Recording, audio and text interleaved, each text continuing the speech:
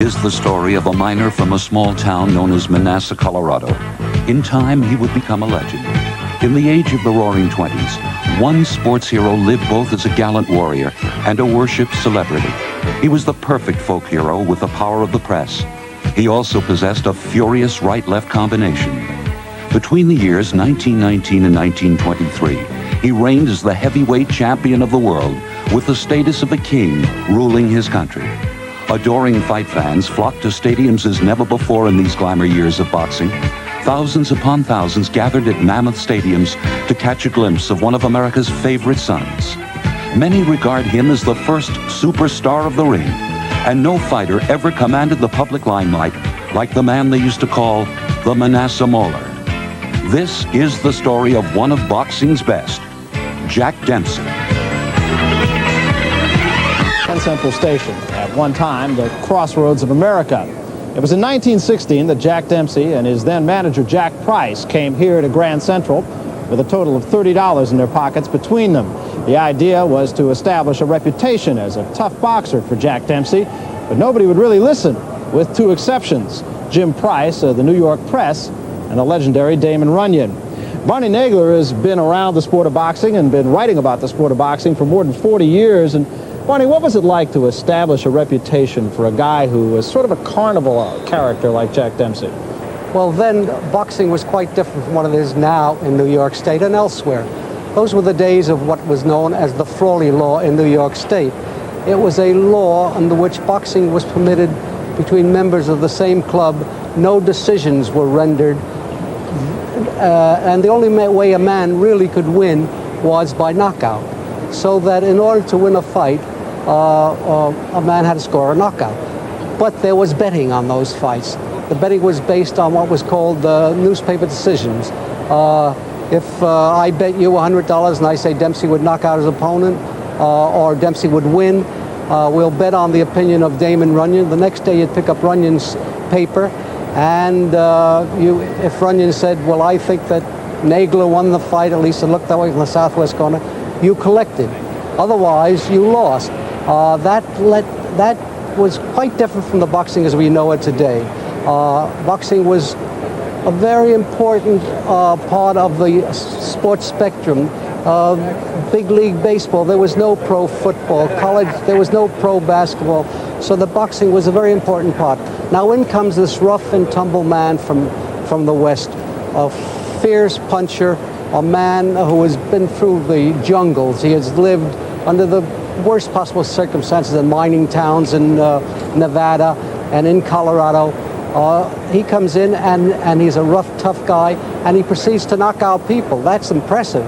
And so his reputation was built on the basis of his prowess as a heavy-hitting, rough, tough Manasa Mauler.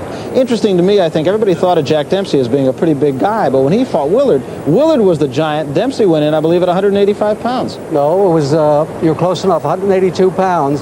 And he was a very small man alongside of Willard, and at that time, there was some question about whether Dempsey would survive such a fight. Willard, I understand, and I've been told, was the favorite. Dempsey was the small man. Dempsey had to be the giant killer, but Dempsey was a fierce man, and that made the difference. It happened in July 1919. The scene was Toledo, Ohio. Heavyweight championship, Jack Dempsey, and the champion, Jess Willard. July 4th, 1919. Jack Dempsey is scheduled to meet Jess Willard for the heavyweight championship of the world. On the morning of the fight, Jack actually sparred and hit the punching bags before the weigh-in. Jess Willard approached Jack Kearns, Dempsey's manager, and asked about legal immunity in case he killed the challenger. Tex Rickard had masterminded one of the greatest spectacles in boxing history. Tex had an immense wooden stadium built in Toledo, Ohio, to house the huge crowds he expected. The cost, $100,000 worth of green lumber. As it turned out in the hot sun, the sap from the unseasoned wood ruined many a spectator's double-breasted suit. Inside the stadium, 2,000 women, including actress Ethel Barrymore, are seated in a special section fenced off by barbed wire. This forever ended the custom of all male fight crowds. When Dempsey comes in the ring, the temperature is a torrid 112 degrees. Willard arrives, gracefully acknowledges the crowd's enthusiastic welcome.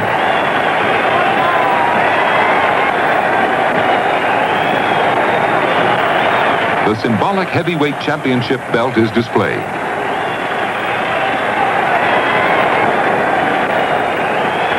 The fighters meet in the center of the ring to pose for the cameras. Jess Willard does not seem to be in the rock-hard shape he was against Jack Johnson 4 years earlier. But what a difference in size between champion and challenger. Moments before the opening bell, Dempsey rubs rosin on his feet. First round. The bell rings, but no one hears it because of the clamor of the crowd. Jess Willard stands confused, looking around. There's a second bell. The most exciting first round in heavyweight history is underway. The fight starts calmly, but keep an eye on Dempsey. Although outweighed by almost 80 pounds, he has bet $10,000 at 10-to-1 odds that he will knock the champion out. Including actress Ethel Barrymore, are seated in a special section fenced off by barbed wire. This forever ended the custom of all male fight crowds. When Dempsey comes in the ring, the temperature is a torrid 112 degrees. Willard arrives, gracefully acknowledges the crowd's enthusiastic welcome.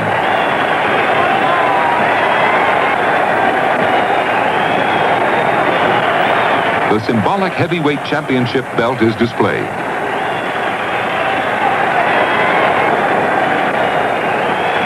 The fighters meet in the center of the ring to pose for the cameras. Jess Willard does not seem to be in the rock-hard shape he was against Jack Johnson 4 years earlier. But what a difference in size between champion and challenger. Moments before the opening bell, Dempsey rubs rosin on his feet. First round. The bell rings, but no one hears it because of the clamor of the crowd. Jess Willard stands confused, looking around. There's a second bell. The most exciting first round in heavyweight history is underway. The fight starts calmly, but keep an eye on Dempsey. Although outweighed by almost 80 pounds, he has bet $10,000 at 10-to-1 odds that he will knock the champion out in the first round.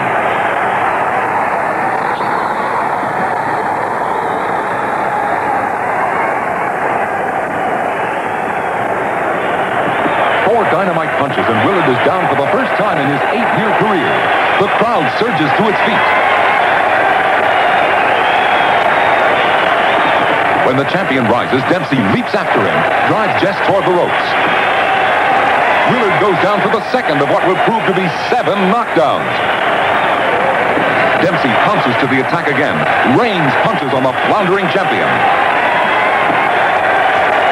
There was no neutral corner rule in 1919, and Dempsey is allowed to stand over the fallen fighter, ready to swing as soon as both knees leave the canvas.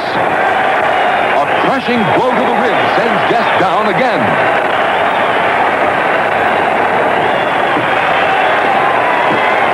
Willard desperately tries to fend off the raging challenger.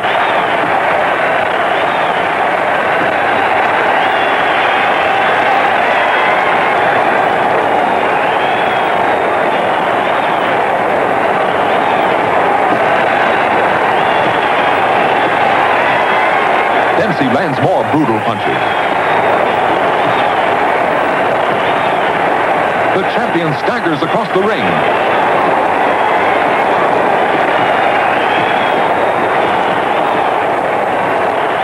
He's down again. The referee pushes Dempsey away. Willard pulls his battered body erect, only to be floored for the 7th time. Referee Ollie Picord is counting over the incredibly game champion. The bell rings, saving Willard from a first-round knockout, but no one hears it because of the fantastic uproar. Dempsey leaves the ring thinking he has won the championship and his 10-to-1 side bet, a $100,000 payoff. Meanwhile, Willard's handlers attend to him, desperately trying to ready Jess for the second round. With jaw broken and 2 ribs cracked, the battered champion is led to his corner. Dempsey's manager, Jack Doc Kearns, runs over and starts screaming after the young fighter, "Jack, come back! Jack, come back!" The mammoth Willard not only lasts through round 2, but he's still on his feet here in round 3. Dempsey is relentless on the attack, but in the blazing Toledo sun, Jess Willard is proving what is meant by the saying, "He went out like a champion."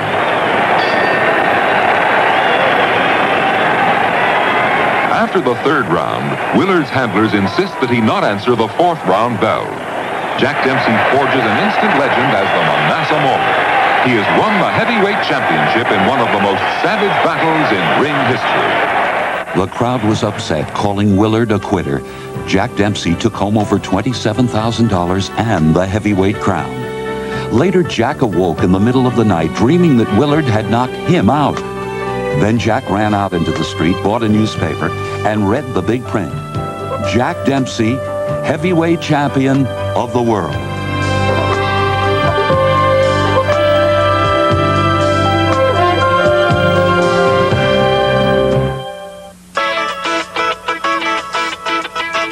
Two years later, on July 2nd, 1921, the Manasa Mauler defended his crown against French war hero Georges Carpentier in boxing's first $1 million gate.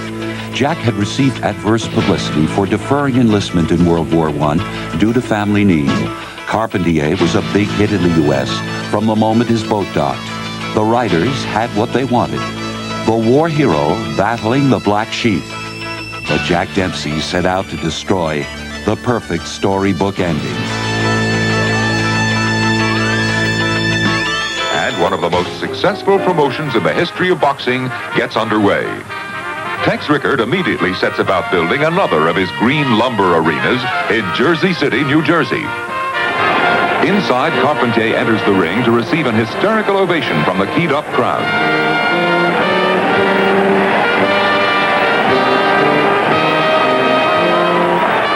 The heavyweight champion of the world arrives with his entourage.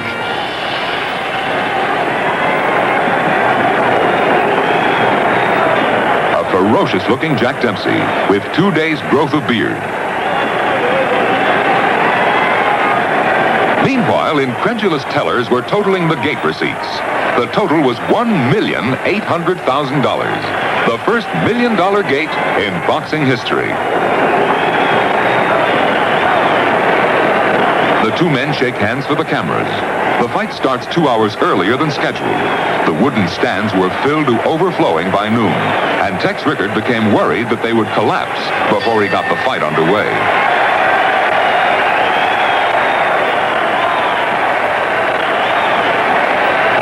The Dempsey-Carpentier fight was the social event of 1921. The list of people who attended reads like a society and entertainment world who's who.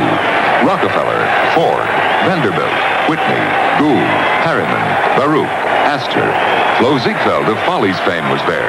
So was John Ringling of the Circus, Colonel Jacob Rupert of the Yankees, George M. Cohan, Al Jolson.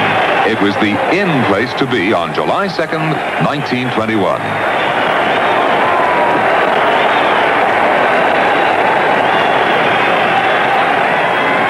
Dempsey, as usual, is pressing the fight, using his greater weight and power. Round 2, Carpentier gets home with his best weapon, his potent right hand. Dempsey is hurt. The crowd goes wild as George tries to press his advantage.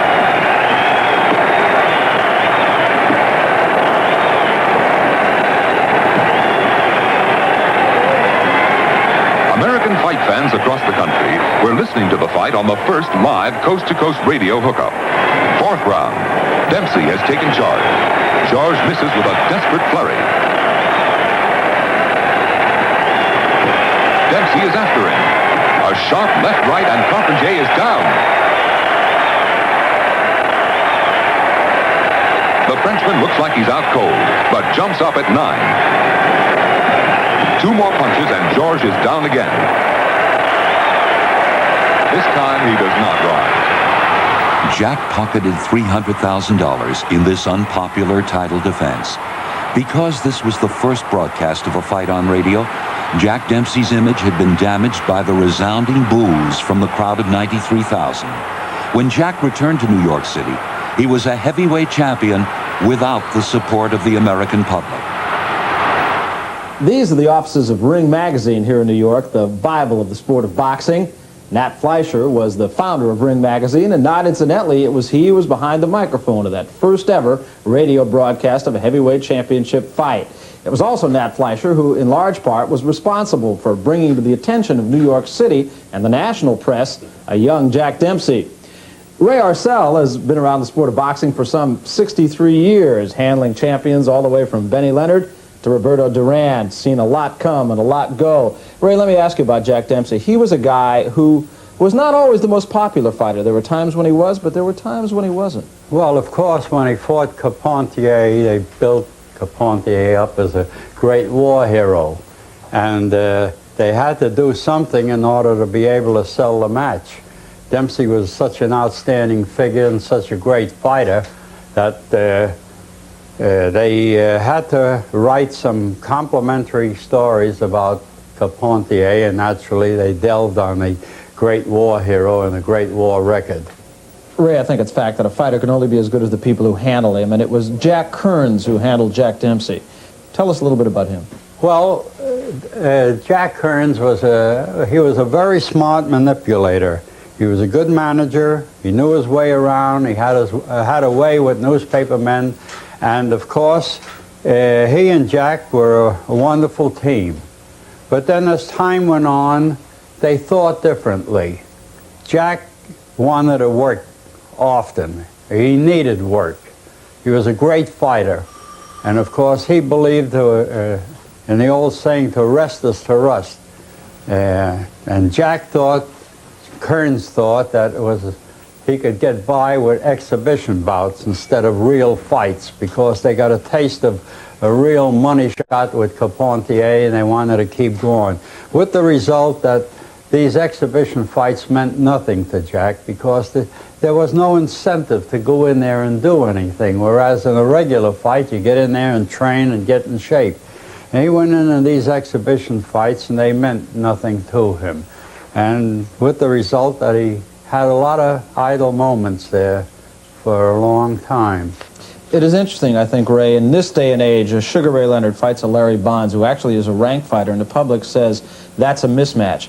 Jack Dempsey, in 1921, after he fought Carpentier, did not fight again until 1923, other than exhibitions. And when he did, he fought Tommy Gibbons, who was unranked. I would think if that happened in this day and age, the people would just demand more out of the champion. Well, I don't think you know Tom Gibbons. Tom Gibbons was a great fighter. He was one of the best light heavyweights and heavyweights that we had. And of course, he was an excellent performer, great defensive boxer. And it was a good fight for Dempsey, because he needed the work and he was getting ready to fight a very important fight. He wanted the fight, and his manager did not want him to fight. No, Kearns felt that he should box exhibitions and go on the stage and earn money that way, and then when a big fight came along, that he would be ready for it. But Jack thought differently, because he wanted to be very active. So it was a period of 2 years between the time Jack Dempsey fought Georges Carpentier and the time he fought a good but an unranked Tommy Gibbons. On July 4th, 1923, Jack Dempsey traveled to the little-known town of Shelby, Montana to meet Tommy Gibbons. Dempsey was guaranteed $300,000. Gibbons fought for nothing. Gibbons in the dark trunk starts out with his defensive fight plan. He has never been knocked out or even floored during his 12-year career.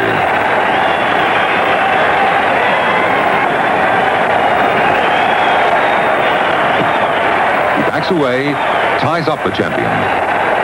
15th round. Tommy Gibbons has planned his strategy too cautiously. Dempsey is far ahead on points because of his aggressiveness. The fight is over. Jack retains his title by a clear-cut decision. After the fight, the town of Shelby went bankrupt. In order to fulfill Dempsey's guarantee, the town had to hand over almost all of the sparse gate receipts. The arena that had been built was unpaid for. Dempsey and Kearns were not very popular by the time they had left. 2 months later, Jack prepared for his return to the polo grounds to face Luis Firpo from Buenos Aires. He would be greeted with yet another $1 million gate. Luis Firpo was nicknamed the Wild Bull of the Pampas and had knocked out 42-year-old Jess Willard in 8 rounds. At first, Firpo didn't want to fight Jack Dempsey, but Tex Rickard had persuaded him to challenge for the title. What transpired was one of the most bizarre fights in heavyweight history. On the night of the fight, September 14th, 1923, 80,000 fans crowded into the polo grounds in New York City. It was Tex Rickard's second $1 million gate. Famous ring announcer Joe Humphreys introduces the fighters. In just seconds, Firpo and champion Jack Dempsey will collide in the most spectacular fireworks display ever to take place inside a boxing ring. With 2 savage brawlers in there, everyone expects lightning to strike. And they are not to be disappointed. Dempsey gets in first, giving the Argentinian his own special version of an American welcome. Jack Dempsey tastes blood, and as usual, he wants to end it here and now.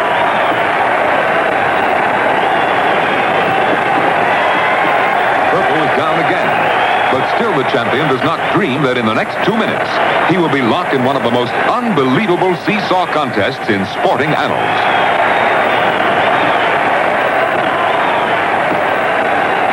Dempsey seems to be having it all his way, as Firpo is down again.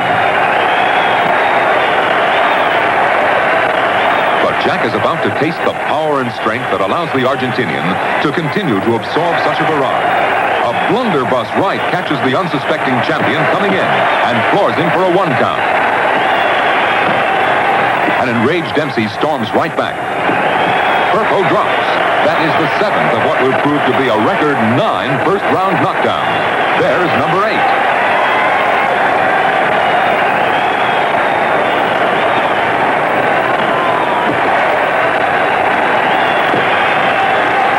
Dempsey charges in for the kill, but the giant challenger fends him off with a desperate flurry of wide-arm punches. Dempsey retreats before the sudden onslaught. A right hand from the bleachers, and Dempsey is out of the ring. The first time in the history of pugilism that a heavyweight champion suffers such indignity. But Dempsey is boosted back into the ring by ringside reporters. And the struggle goes on. Dempsey's fabled jaw again stands him in good stead as he hangs on through the fog. There's the bell. Somehow both fighters have survived this most savage first round. Dempsey comes out fresh, and the fans brace themselves, wondering what possibly can be coming next.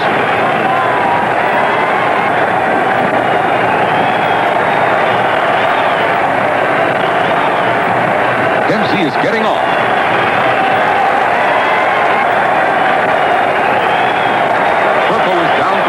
Knockdown of the fight. He's up. Firpo will try to fend off Dempsey with another overhand right, but the champion now seems definitely in charge. 2 pulverizing left hooks, and Louis Angel Firpo is down for the 11th knockdown.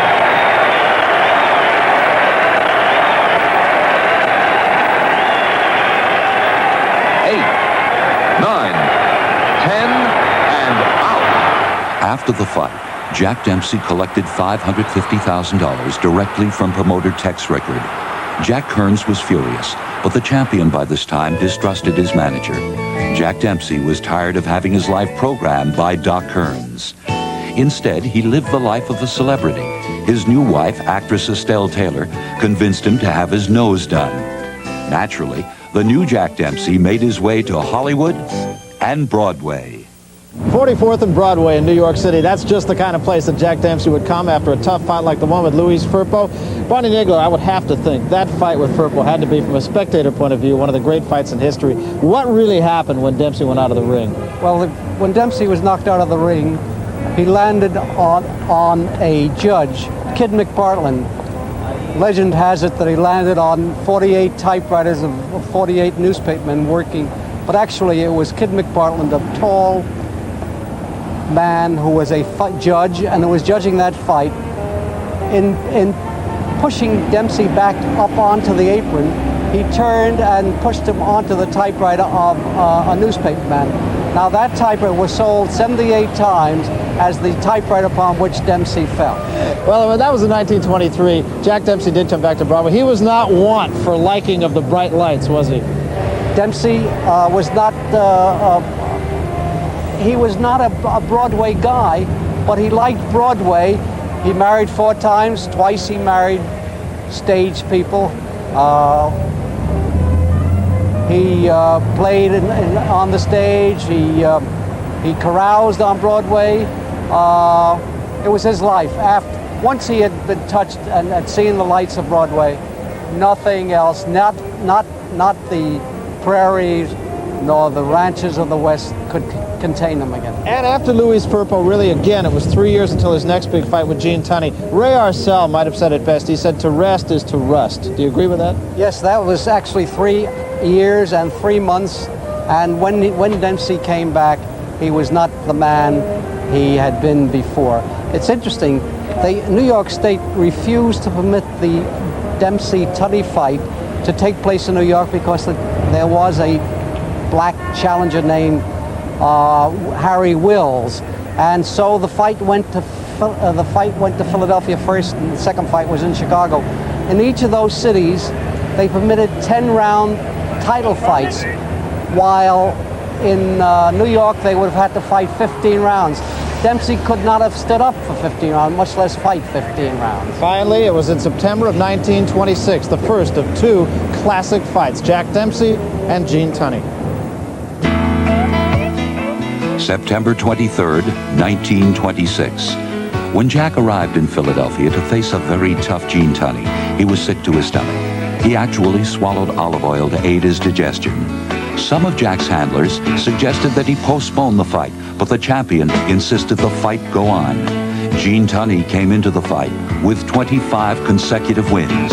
The Fighting Marine was ready for his opportunity of a lifetime.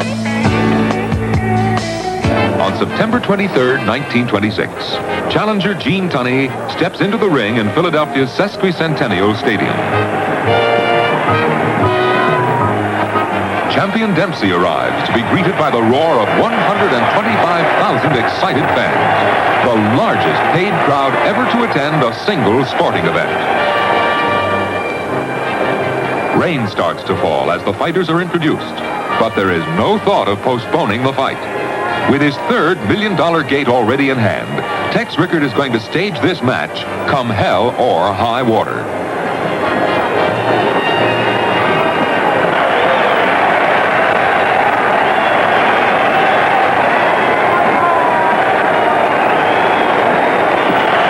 Dempsey, as usual, starts pressing the fight.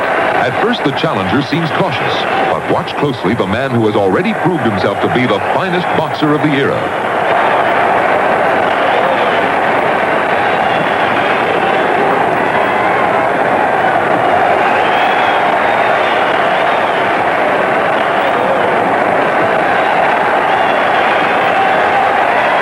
Explosive combination. The immense crowd is surprised that Tunney has obviously planned to take the fight right to Dempsey.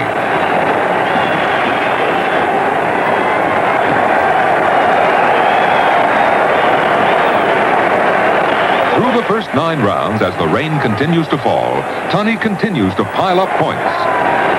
But this isn't the thunderous Dempsey that rallied to destroy Bill Brennan and Louis Firpo years earlier. This is a tiring champion, repeatedly being beaten to the punch.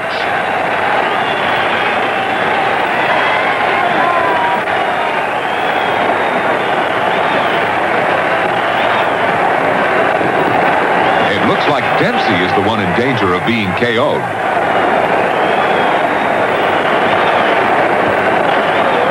Tunney gets off another combination.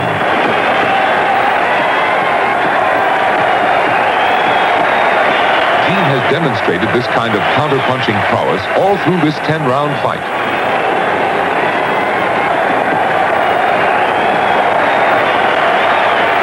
It's over.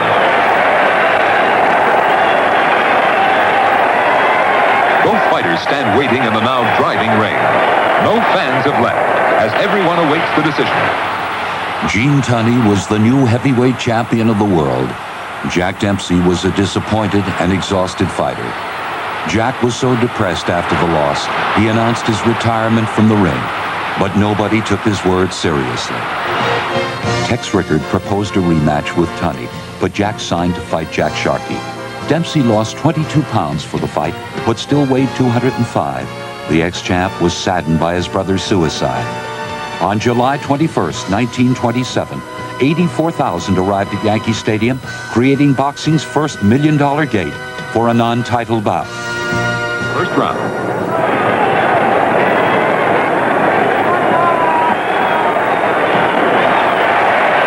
Dempsey on the left gets belted by a beautiful left hook and a follow-up volley of punches.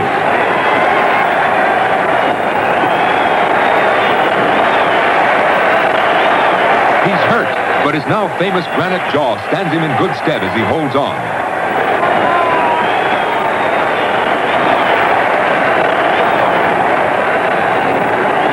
Dempsey on the left is far behind on points. He starts going after Sharkey's body. Dempsey wails away at Sharkey's midsection. As the younger man turns to the referee, Dempsey whips in a left hook to Sharkey's exposed chin. He's writhing on the canvas, claiming Dempsey punched low. But Sharkey had committed boxing's most grievous sin, leaving himself unprotected.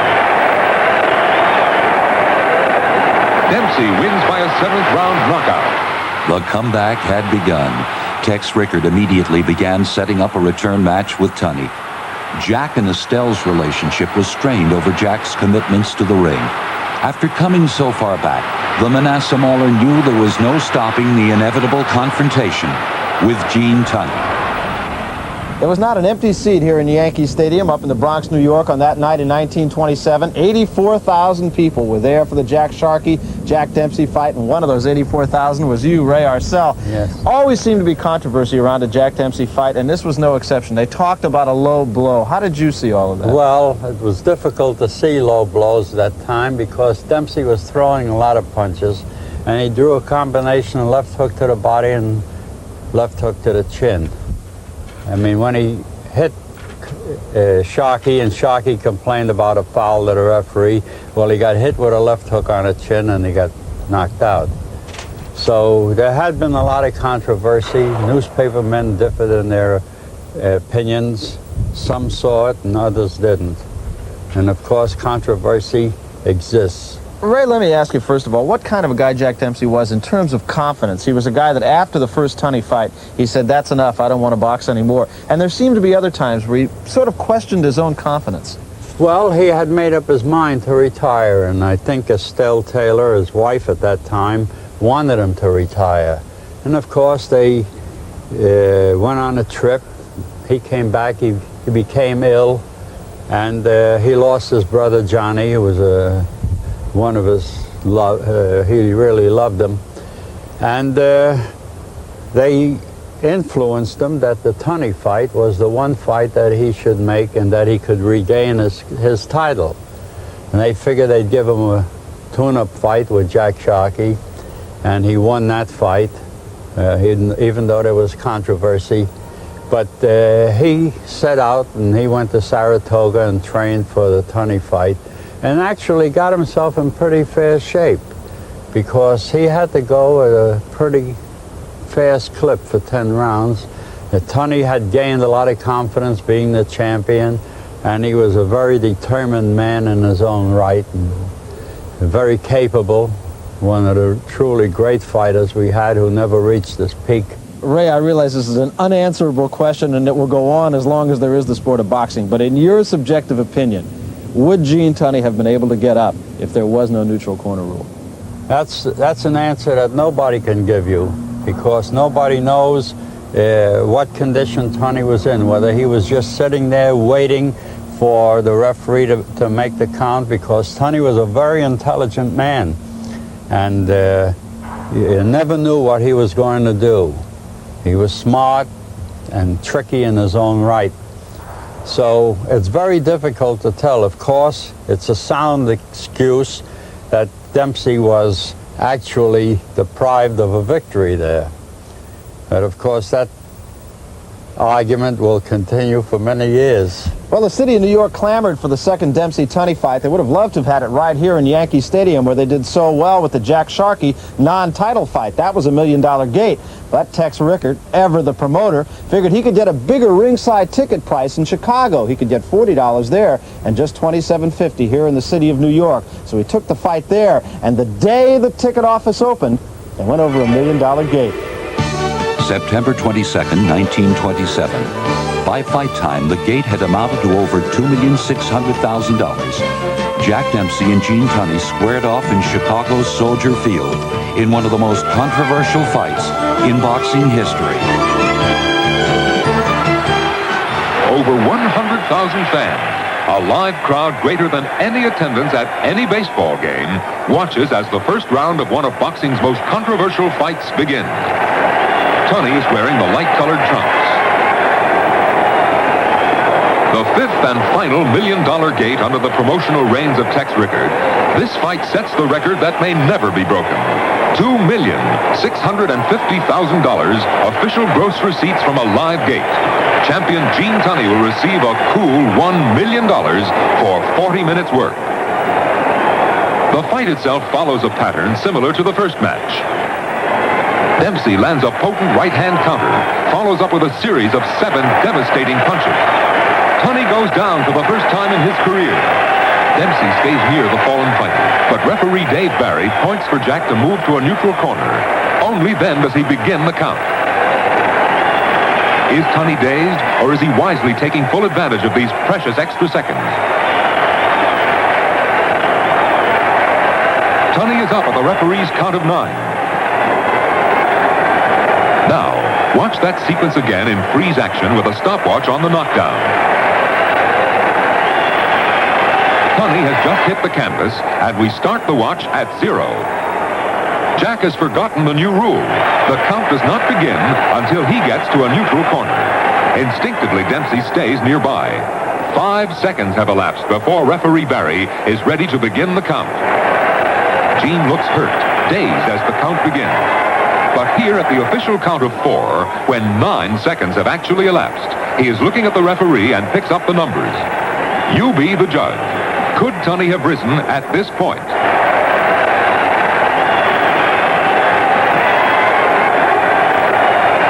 At the referee's count of 9, but after 14 seconds have elapsed, Gene is getting off the canvas.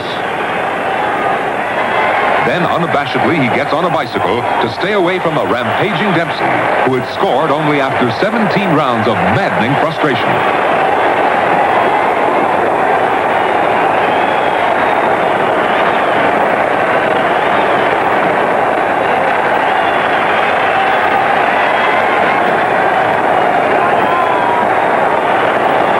By the 8th round, Tunney has fully recovered.